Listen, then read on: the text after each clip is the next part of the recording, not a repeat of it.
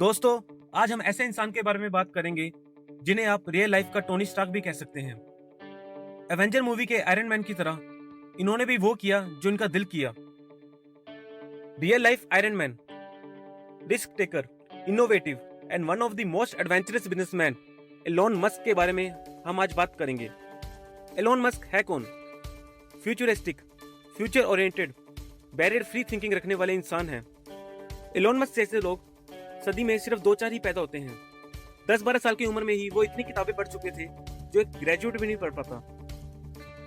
किसी भी नॉर्मल इंसान के लिए कंप्यूटर प्रोग्रामिंग सीखने के लिए 6 मंथ लगते हैं, बट एलोन में तो बचपन से ही कुछ खास बात थी।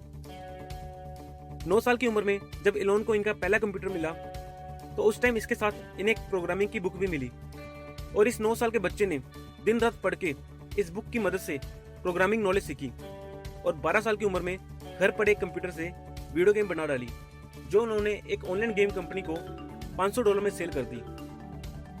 कहते हैं एलोन मस्क के पास फोटोग्राफी मेमोरी है, मतलब जो भी चीज वो एक बार देख लेते हैं उन्हें वो याद हो जाती है।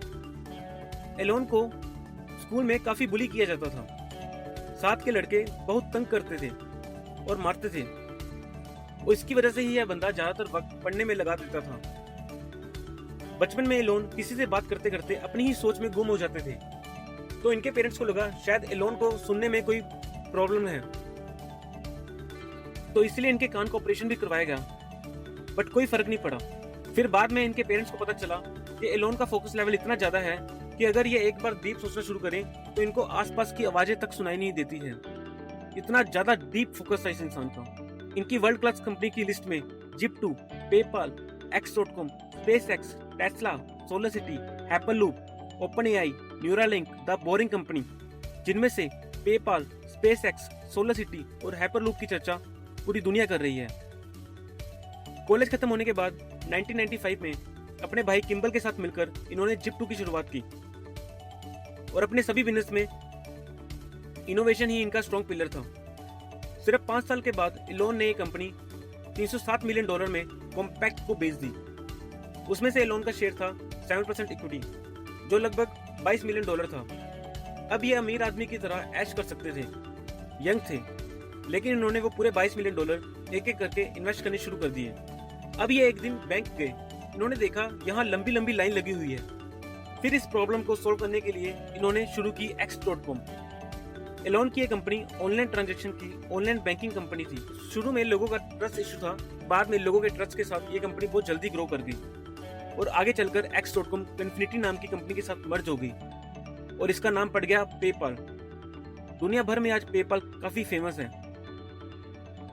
2002 में ईबे ने पेपाल को $1.5 बिलियन के साथ खरीद लिया, और इसमें एलोन का सबसे हाईएस्ट शेयर था जो था 11.7%, और उसके बदले इन्हें मिले $165 मिलियन।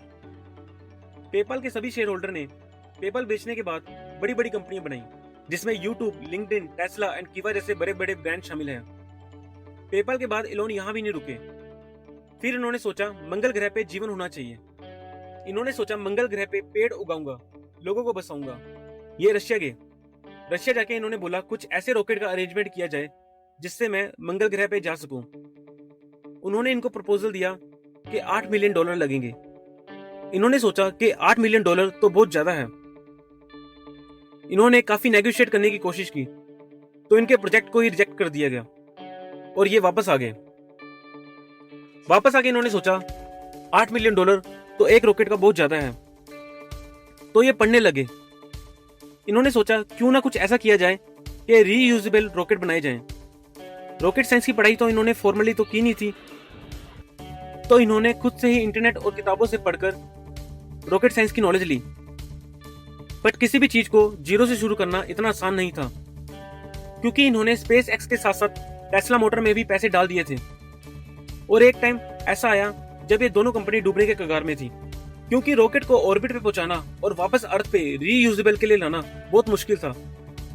इन्होंने पहला रॉकेट लॉन्च किया तो इनके इंजन में आग लग गई। सेकंड टाइम में भी कामयाब नहीं हुए। अब इन्होंने थर्ड अटेम्प्ट किया, उसमें भी कामयाब नहीं हुए, और इनके पैसे भी खत्म हो चुके थे। बट इन्होंने हार नहीं मानी। कोई आम इंसान होता तो इतनी हार देखने के बाद आगे ट्राई करने की कोशिश भी नहीं करता, बट ये एलोन मस्क थे। इन्होंने बोला एक और ट्राई करूंगा। ये अपना घर मकान बेचकर किराए पे शिफ्ट हो गए। सबसे कर्जे लेकर आखिरी बार ट्राई किया और लकीली फोर्थ लॉन्च इनका सक्सेसफुल रहा और इसके साथ ही इनकी किस्मत भी चमक पड़ी।